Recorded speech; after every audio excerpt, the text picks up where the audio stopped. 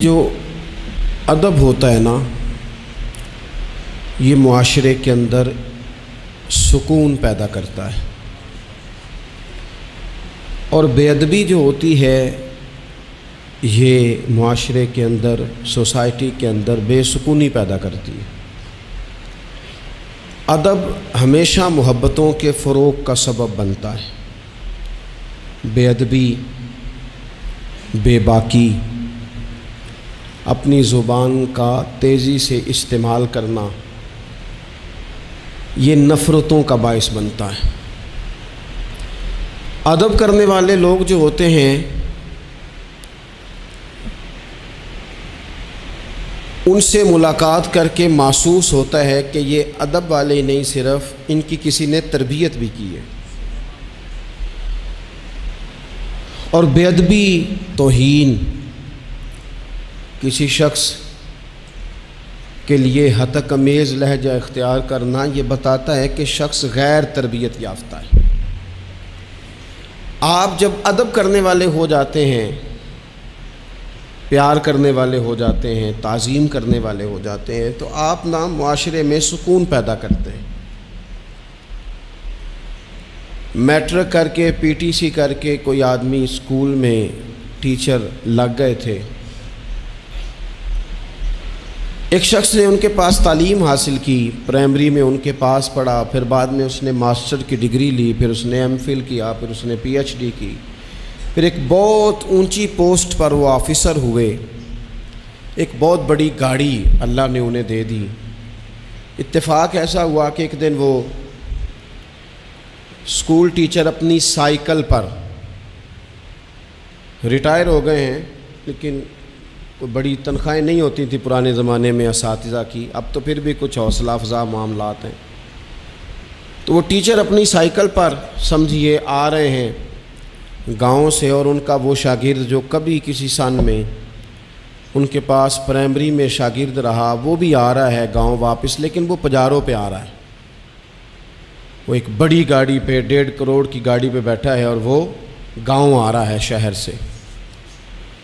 اس نے جب سامنے دیکھا نا میرے استاد صاحب آ رہے ہیں، اس نے گاڑی روک دی، نیچے اترا، استاد جی کو سلام کیا، پھر کہا استاد صاحب یہ بچہ جو ہے نا یہ آپ کا سائیکل لے آئے گا، میں آپ کو اپنی گاڑی پہ نہ لے جاؤں جہاں آپ نے جانا ہے، پھر میں گھر چھوڑ دوں گا۔ استاد صاحب نے جانا اپنی سائیکل پہ ہی ہے، شکریہ ادا کیا، دعائیں دیں، بیٹھے اپنی سائیکل پہ ہی۔ اس نے نہ نذرانہ دیا انہیں، نہ تحفہ دیا ہے، نہ پیسے دیے، نہ ان کی پینشن میں اضافہ کیا ہے، نہ انہیں بڑا گھر لے کے دیا ہے۔ کیا کیا اس نے؟ ادب کیا ہے۔ اس نے اپنے استاد کا احترام کیا ہے، اس نے ان کی تعظیم کی ہے۔ نتیجہ اس کا کیا نکلا کہ استاد صاحب جب دوبارہ اس سائیکل پہ بیٹھتے ہیں نا تو انہیں محسوس ہوتا ہے میرا سائیکل تو پجاروں سے مہنگا ہے، اس لیے کہ پجاروں والے تو اتر اتر کے سائیکل کو سلوٹ کر رہے ہیں، انہیں یہ فیل ہوتا ہے کہ یہ مہنگا ہے۔ جب آپ کسی کو احترام دیتے ہیں، کسی کی قدر کرتے ہیں، کسی کے ساتھ آپ کا رویہ عقیدت والا ہو جاتا ہے، تو اس کا لازمی نتیجہ یہ نکلتا ہے کہ سوسائٹی میں سکون پیدا ہوتا ہے۔ دو قسم کے بچے ہوتے ہیں، ایک بچہ وہ ہوتا ہے جس سے ماں باپ بات نہیں کرتے، کوئی کام نہیں بتاتے، کوئی گفتگو نہیں کرتے، وہ کہتے ہیں اس کو تمیز ہی نہیں ہے بات کرنے کی، پتہ ہی کوئی نہیں کیا کہہ دے گا۔ وہ بیٹا ہے، وہ ہو سکتا ہے اس کی وہ کسی کے سامنے شکایت نہ کرے، لیکن وہ اسے کوئی کام نہیں بتاتے۔ ایک بچہ ایسا ہوتا ہے جس پہ ماں باپ سارا ہی بوجھ رکھ دیتے ہیں، انہیں پتہ ہوتا ہے کہ میں نے جو اس نے کہنا ہے وہ اس نے کر دینا ہے۔ اب وہ بچہ سکون دیتا ہے، ماں باپ اس کی وجہ سے اپنے دل میں راحت محسوس کرتے ہیں۔ ماں باپ بوڑھے تھے، وہ بچہ گھر آ گیا، دو رویے ہیں، آپ کو سمجھانے کے لیے چند مثالیں عرض کر رہا ہوں۔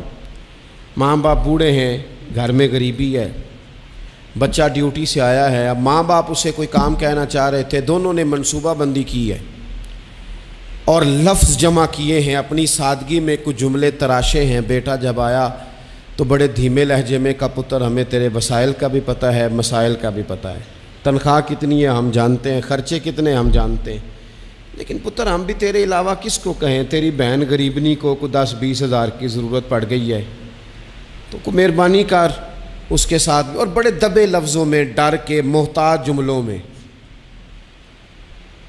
اب بچہ تو ایسے ہوا جیسے پہلے سے ہی تیار بیٹھا تھا، لاوا تھا، پھٹ گیا، کہنے لگا ابا جی آپ ہر وقت مجھے تکلیف ہی دیتے رہتے ہیں، اماں ہر وقت آپ کام بتاتی رہتی ہیں، بہن کو سمجھائیں نا آپ کہ میرے پہلے بڑے مسئلے ہیں، میں کہاں سے اسے پیسے دوں، آپ اسے کہیں۔ ماں باپ بیچارے ساری رات روتے رہتے ہیں، یار یہ اس نے کیا کیا، نہ دیتا چلو وہ ڈب سے جواب دے دیتا۔ ایک رویہ دوسرا ہے، بیٹا گھر آیا ہے، ماں باپ نے بات کی، کہا پتر وہ تیری بہن کو کوئی ضرورت تھی اور ہم تیرے مسائل وسائل دونوں کو جانتے ہیں، دل نہیں کرتا تجھے کہنے کو، لیکن پھر ہم تو اب عمر کے اس حصے میں ہیں کہ مزدوریاں نہیں کر سکتے، تجھے ہی کہنا ہے، تو اگر تو محسوس نہ کرے تو کچھ رقم کی ضرورت تھی۔ تو پتر اٹھ کے قریب بیٹھ گیا ماں باپ کے، اور اس نے ہاتھ پکڑ کے باپ کا چوم کے کہا ابا جی مجھے آپ ڈر ڈر کے کام نہ بتایا کریں، آپ حکم کریں، میری جان بھی حاضر ہے۔ یہ 20,000 کی کیا بات ہوئی، آپ جتنے کہیں گے میں بندوبست کروں گا، اور بہن کو بھی آپ یہ کہیں کہ وہ ڈرا نہ کرے، وہ اس گھر کے حصے دار ہے، یہ اس کا میکا ہے، یہاں تو فخر سے آ سکتی ہے، ناز سے آ سکتی ہے، اسے کو جب آئے گی دروازہ کھلا ملے گا، جب آئے گی بھائی کی شفقت ملے گی۔ بہن نے بھائی پہ ناز نہیں کرنا تو کس پہ کرنا ہے؟ روئیں گے اس کے ماں باپ بھی ساری رات ہی، پر دعائیں دیتے روئیں گے، روئیں گے، ان کا بھی تقیہ بھیگ جائے گا، پر ساتھ وہ یہ کہیں گے یا اللہ اس طرح کی اولاد سب کو عطا کرنا، یا اللہ دیکھنا اس بیٹے کو کبھی تیز ہوا نہ لگے۔ آپ جب بے ادبی کرتے ہیں تو تکلیف ہوتی ہے، اور جب ادب کرتے ہیں، جب آپ اکرام کرتے ہیں، جب آپ کے لہجے کے اندر خوبصورتی ہوتی ہے۔ میں سیکھنے والا ہر جگہ سے سیکھتا ہے نا، ایک دکاندار سے میں نے ایک بات سیکھی، ایک دن میں ان طالب علموں کو بتا رہا تھا، آپ کو بھی عرض کرتا ہوں۔ دکاندار سے ایک میں نے بات سیکھی، ایک صاحب دکاندار کے پاس آئے تو کوئی چیز مانگی، تو اس صاحب نے وہ چیز دکھائی تو کہنے لگے تسی ردی رکھ دے ہو، جو کچھ بھی رکھ دے ہو سب تو نکما تواڈے کول ہی ہوندا ہے، ہر شے بری تم سے ہی ملتی ہے۔ اور چہرے کے اثرات بھی اس طرح کے تھے کہ سامنے والا لاڑی پڑے، پر وہ دکاندار ہنس پڑا، اور اس نے ہنس کے بڑے خوبصورت انداز میں کہا پاجی لینا دینا تے مقدراں دا ہے، بولو تے ٹھیک نہ، وہ لینا دینا تے نصیباں دا ہے، ارا بولی تے ٹھیک کرو، تہاڈی بولی نہیں ٹھیک۔ تو وہ شخص نا تھوڑا سا صحیح بولی تو اس نے نہیں کی، لیکن وہ تھوڑا سا نا اس پہ اثر ہوا، اس کے چہرے پہ ایک نہ ماننے والی شرمندگی بھی ہوتی ہے، بندہ شرمندہ ہوتا ہے پر ماننے کو تیار ہے، ایک نہ ماننے والی شرمندگی چہرے پہ آئی۔ تو آپ جب ادب کے دائروں میں رہتے ہیں، جب آپ کا تعین اس طرح کا آپ اپنی زندگی میں طے کرتے ہیں کہ میں نے بے ادب نہیں ہونا، اور سامنے والے کا لہجہ بے ادبی والا ہو بھی تو نہیں ہونا، تو پھر آپ کچھ اور بن جاتے ہیں۔ میرے رسول پاک صلی اللہ علیہ وسلم نے ادب کی تلقین ان لفظوں میں کی کہ اس تلقین میں تاکید بڑی پائی جاتی ہے۔ اللہ کے حبیب نے فرمایا جو چھوٹے پہ شفقت نہ کرے اور بڑے کا اکرام نہ کرے اس کی سزا کیا بیان کی؟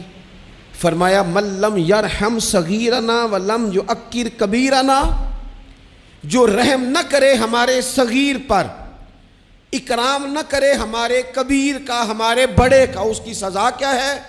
فرمایا فلیس منا، وہ ہم میں سے ہے ہی نہیں، ہمارے میں سے نہیں ہے وہ۔ اس نے جو ادب کا خاص حسن ہمارے دین نے دیا ہے، جب اس نے فالو ہی نہیں کیا تو پھر وہ ہم میں سے۔ اور ادب سے مراد صرف خوشامد کرنا نہیں ہوتا۔ بعض لوگ سمجھتے ہیں کہ ٹھیک ٹھاک خوشامد کرو تو ادب والے ہیں ہم، اور بعض لوگوں کو خوشامد کا نشہ بھی لگا ہوا ہوتا ہے، تو خوشامد اچھی کریں تو وہ بھی کہتے ہیں بندہ بڑا با ادب ہے۔ میں اکثر کہتا ہوں ہاتھ چومنا بھی ادب نہیں، ادب تو یہ ہے کہ آپ کسی کا جب بھی ذکر کریں خیر کے ساتھ ہی کریں، آپ جب بھی کسی کے بارے میں آپ بات کریں تو آپ کے رویے سے ادب چھلکے، خالی جھک جانا تو یہ تو بھائی مطلب کے لیے بھی بعض اوقات ہو جاتا ہے، اس کی کوئی ضرورت نہیں، کوئی اس کی حاجت نہیں۔ بہت سارے لوگ ایسے ہیں جنہوں نے ہمارے کبھی ہاتھ نہیں چومے، لیکن ہمیں صحیح طرح پتہ ہے کہ جو کہیں وہ مانتے ہیں۔ نیرا ہاتھ کا بوسہ لینا اور نیرا جناب سلوٹ کرنا اور سامنے آنا تو کہنا بلے بلے، اس سے بعضوں کا تکلف پیدا ہوتا ہے، مزاج کے اندر بعضوں کا شدت پیدا ہوتی ہے، اس کی ضرورت نہیں ہوتی۔ ادب ہمیشہ، اور ادب کے بڑے دائرے ہیں۔ اب صحیح بخاری میں حدیث ہے، استادوں کے مقابلے میں مسئلہ نہیں بتانا چاہیے، یہ بھی ادب ہے۔ آتا بھی ہو تو نہیں بتانا، بڑے بیٹھے ہوں تو کسی کو نصیحت نہیں کرنی چاہیے، یہ بھی ادب ہے۔ صوفیاء تو یہاں تک فرماتے ہیں کہ شیخ بیٹھا ہو تو تسبیح نہ چلاؤ، وہ تمہیں نصیحت کر رہا ہے، تم تسبیح چلا رہے ہو، تم اسے بتانا چاہ رہے ہو کہ میں تو نیک آدمی ہوں، تو باتیں کر رہے ہو میں اللہ اللہ کر رہا ہوں۔ ادب کے جو معیار دین نے طے کیے ہیں ان کو آپ دیکھیں، اپنے بزرگوں کے سامنے آپ کو مسئلہ آتا بھی ہے تو نہ بتائیں، آپ ادب کا ماحول بنائیں، آپ کی طبیعت ادب والی ہو، ذوق ادب والا ہو، مزاج ادب والا ہو۔ حضرت عبداللہ ابن عمر، یہ صحیح بخاری میں حدیث ہے، حضرت عبداللہ ابن عمر رضی اللہ تعالیٰ عنہ کہتے ہیں میں نبی پاک علیہ السلام کی بارگاہ میں حاضر تھا اور کبار صحابہ بیٹھے ہوئے تھے، بڑے بڑے جید لوگ، کہتے ہیں بڑے بڑے اکابرین صحابہ بیٹھے تھے۔ تو حضور نے سوال پوچھا، نبی پاک علیہ السلام نے فرمایا بتاؤ وہ درخت کون سا ہے جس کی مثال مومن کی طرح ہے، جو پھل زیادہ دیتا ہے، محبت زیادہ کرتا ہے، کون ہے جس کی مثال مومن کی طرح؟ حضرت عبداللہ ابن عمر فرماتے ہیں کہ مجھے پتہ تھا کہ کھجور کا درخت ہے، یہ صحیح بخاری ہے۔ او دوستو سننا بھلا میں کیا کہہ رہا ہوں، فرماتے ہیں مجھے پتہ تھا کھجور کا درخت ہے، پر چونکہ ابو بکر صدیق بیٹھے تھے، چونکہ عمر فاروق بیٹھے تھے، چونکہ عثمان غنی بیٹھے تھے، چونکہ مولا علی بیٹھے تھے، چونکہ بڑے بڑے اکابرین بیٹھے تھے اور میں تھا بچہ، فرماتے ہیں جواب آتا بھی تھا تو میں نے اس لیے نہیں دیا کہ میرے باپ بیٹھے ہیں، میرے چچا بیٹھے ہیں، ان کے ہوتے ہوئے صلاح دوں، ان کے ہوتے ہوئے میں بات کروں۔ فرماتے ہیں میں نے بتایا نہیں، لیکن جب کسی نے نہ بتایا تو حضور نے خود فرمایا وہ کھجور کا درخت ہے۔ فرماتے ہیں میرے دل میں خیال آ گیا کہ میرے ذہن میں جو جواب تھا بالکل ٹھیک تھا، دیا کیوں نہیں، بتایا کیوں نہیں؟ جواب آتا تھا پھر بھی نہیں بتایا، اس لیے کہ بڑوں کا ادب قائم رہے، بڑوں کا مزاج قائم رہے۔ لیکن یہاں تو بھائی استادوں کے ہاتھ سے 1 منٹ میں نکل جاتا ہے سارا کچھ۔ شاگرد کہتا ہے میں بتاتا ہوں نا استاد جی تو گوگل چلاتے نہیں، اور میں تو گوگل کا مفتی ہوں پورا، میں نے تو مسئلہ نکال بھی لیا ہے، میں ابھی میں نکال کے دیتا ہوں۔ یہاں تو عبارتیں ٹھیک کرا رہے ہوتے ہیں طلباء اپنے اساتذہ کی، یہاں تو مرید کہہ رہے ہوتے ہیں کہ آپ مجھ سے رائے لیں، میں آپ کو بتاتا ہوں کہ پیری مریدی صحیح کیسے چلتی ہے، میں بتاتا ہوں۔ آپ اپنی زندگی میں جب آداب لے آئیں گے، جب ادب لے آئیں، اور شدید ایمرجنسی بھی ہوتی تھی نا تو صحابہ ادب نہیں بھولتے تھے۔ بعض اوقات ایمرجنسی میں ادب نہیں ہوتا، مطلب یہاں خدا نہ خواستہ میرے کپڑوں کو پیچھے آگ لگ جائے تو آپ کیا کہیں گے، پیر طریقت، راہبر شریعت، فلانا صاحب فلانا، جب تک سارے کپڑے جل جائیں۔ اگر ایمرجنسی ہو جائے نا، کپڑوں کو آگ لگ جائے تو کہا جاتا ہے جناب آگ لگ گئی آپ کے کپڑوں کو، ہو سکتا ہے نام لے کے کوئی پکارے مولانا صاحب وہ دیکھیں آگ ہے، اتنے لمبے لقب نہیں ہوتے۔